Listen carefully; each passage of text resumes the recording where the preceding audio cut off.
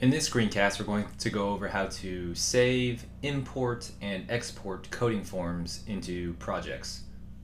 If you're watching this screencast, you should already know how to create a coding form from scratch.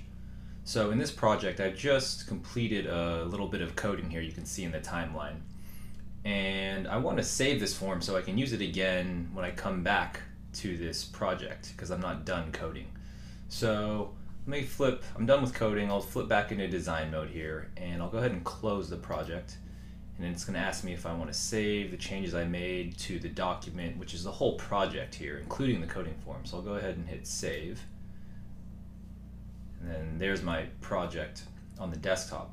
So if, for example, I double click on the project, my coding form would come right back up with the same buttons, and you can see the timeline is in the same place where I left it, so I could pick up right where I left off. So that's pretty simple. But in the next Duke game that I watch, I wouldn't want to have to create the coding form again for that separate game. So I can export the coding form and import it into that game so that it's ready to go and I don't have to recreate it again. So on the coding form toolbar here, I can click on this button and it says export form. So if I select that, I can give this form a name, and maybe I'll just call this Duke. I'll just call this simple form.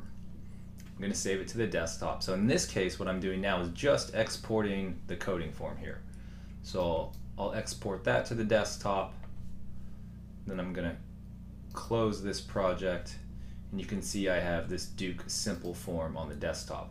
Here's a different form that I exported from a different project. So if, for example, I open the same game here, here's my simple form that's still there from the previous time that I used it.